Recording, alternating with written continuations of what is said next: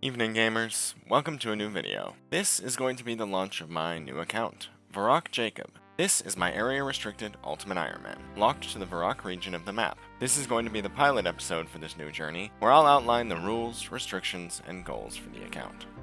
The main notable areas we will have access to are Varrock, Edgeville, Barbarian Village, and the dig site.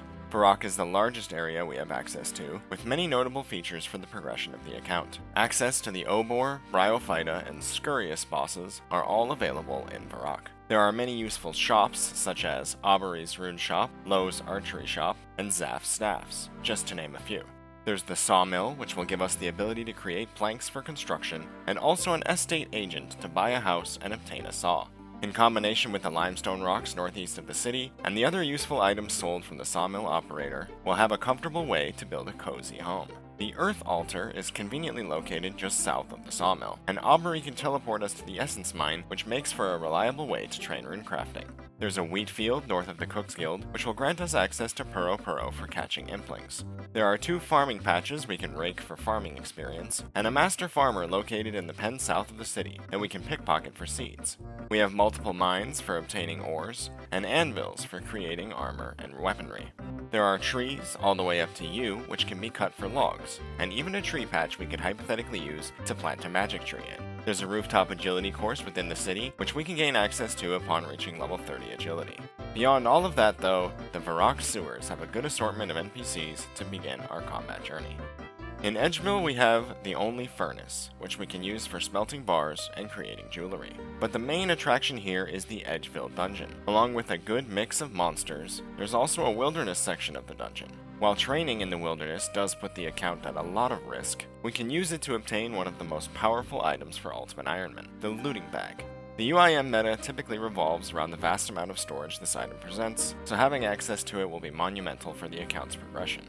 The Barbarian Village presents some interesting features. The Stronghold of Security is famously known for its 10,000 GP reward for completing all the levels. However, I think the bigger takeaway from this dungeon are the monsters and their drops. All 4 of the Stronghold levels have some notable drop tables, with the biggest factor being the Skull Scepter pieces. Completing the Skull Scepter would give us access to one of the few teleports available within the restricted area to allow for better overall transportation. This, in combination with the canoe system, which runs up and down the River Lum, will give us a decent way to travel to Edgeville and the Champions Guild as well. The Barbarian Village also features our only location to train fishing at the river spots nearby. And finally, there's a pottery wheel and a spinning wheel for creating certain niche items. Our last main area is the dig site, and it's the second largest area we're going to have access to. While this area doesn't offer a ton of content at first glance, it does however grant access to one of the most crucial elements of this account.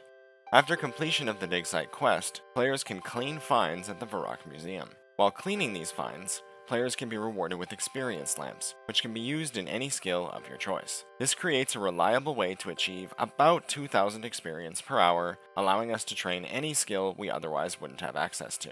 The Varrock Museum is also home to the Natural History quiz, giving us a nice head start in Hunter and Slayer. There are some exceptions I'm going to make for this account, which I'll outline now.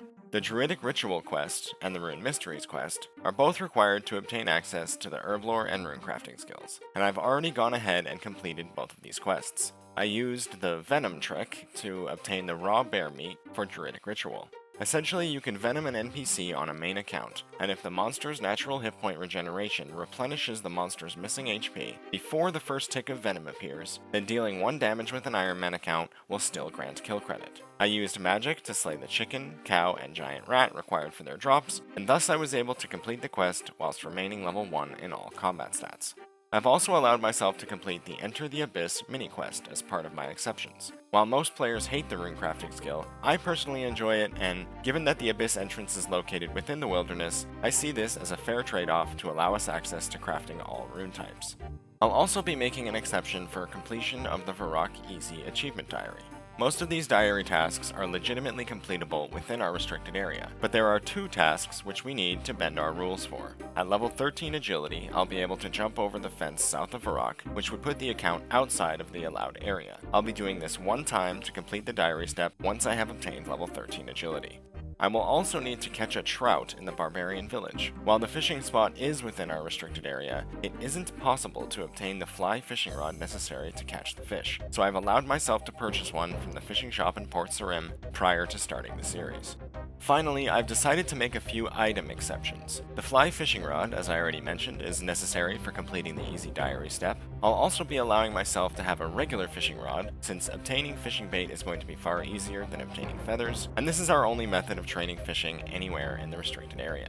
Lastly, I've purchased a pestle and mortar from the Herbalist in Taverley, because this item is required to complete the dig site quest, and will also serve as a crucial item for herblore training moving forward on the account. Now that we've highlighted all the exceptions and key features, here's what our overall allowed area looks like. Varrock serves as our main hub of content. The dig site grants us a crucial side training method along with some niche items. Edgeville and the Barbarian village present some strong pieces of content to round out the game progression, and the small area north of the Wilderness Ditch serves to grant us access to the Abyss, the Ore Rocks, and the Air Obelisk, should I choose to use any of them. I'm going to begin by dropping all the items in my inventory minus the 3 exception items we specified beforehand. And our stat page looks like this. We were able to remain level 1 in all combat stats, with 10 hit points obviously. The level 3 herblore is required for completing Druidic Ritual, and the level 9 rune crafting is required for completing the Enter the Abyss mini-quest. These stats are from experience rewards, so obviously there was no way to avoid getting these levels. Lastly, the achievement diary shows us having 1 task completed in the Lumbridge and Draenor section, our Dune section, and the Wilderness section. The Lumbridge task was for teleporting to the Essence Mine during the Enter the Abyss mini-quest, and the Wilderness and our Dune tasks were from using the Edgeville lever to get across the map easier for completing the quest as well. Since my account will occasionally be venturing into the Wilderness, there is potential for me to be PK'd and lose all items within the account's possession. Similarly, Obor and Bryophyta are located within instanced areas, so dying within these instances will also cause me to lose everything. Should either of these situations occur, obviously there's nothing I can do to get my precious items back, but I will allow myself to reobtain the fly fishing rod, regular fishing rod, and pestle and mortar, given that there's no way for me to retrieve these items legitimately. Now there's one final rule for the account that I would like to outline regarding the looting bag. Items can be deposited within the looting bag so long as the player is standing in the wilderness. However, since Ultimate Ironman players cannot use the bank interface, the only way to retrieve items from the looting bag are to destroy the looting bag in a PvP area or to die. Destroying the looting bag in a PvP area is possible for my account, and is fully allowed. However, it does create some danger, given that the account could be killed during the process, causing me to lose everything. Additionally, destroying the looting bag in this manner causes the items within it to be instantly visible on the ground to all players, so anyone passing by could potentially loot my items. Dying with the looting bag in the inventory causes the looting bag to be destroyed, and all items within it are dropped to the floor, even in non-PvP zones. In this case, however, the items dropped to the floor are visible only to me for 1 entire hour. Obviously, the death option is far more favorable, but in order for me to do this, I'll be required to purchase the Edgeville respawn location for 5 million GP beforehand. If I've not purchased this respawn location, my account would respawn in Lumbridge, which is technically outside of the restricted area. Should I happen to die by mistake, however, before purchasing the Edgeville respawn, there won't be a penalty for this, but I will be required to obtain a new looting bag immediately and restore all of the items that were in it prior to the death, just to ensure that I can't cheat this mechanic in any way. I figured I should outline some goals for the overall series before I wrap up this pilot episode. There are 3 bosses we have access to: Obor, Bryophyta, and Scurius. All these bosses have drops which appear on the collection log, so it only makes sense that we try to obtain these unique drops. Building an oak altar in the POH, in combination with Marantil herbs, would give us the most efficient way to use bones for prayer training. The Skull Scepter can be completed by obtaining its respective components from the Stronghold of Security monsters, and provides a useful teleport as well. With level 55 Slayer, we can purchase a Slayer Staff from Vanaka or Cristelia to cast the Magic Dart spell, with our only way of training Slayer being at the Varrock Museum.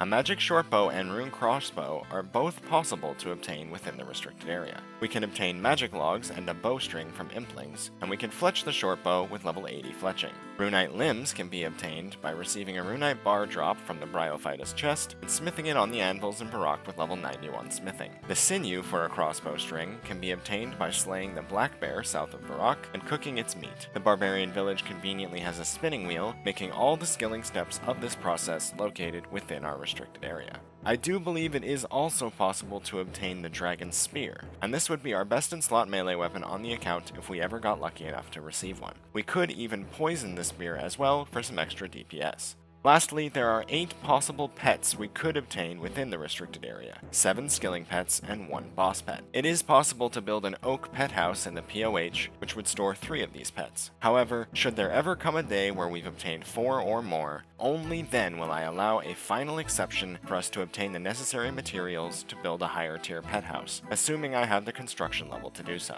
Well, that's about everything that I have to outline a new account, a new journey, and the first time ever playing UIM in members. I hope you're all as excited for this series as I am. Thank you all for watching, and see you next time.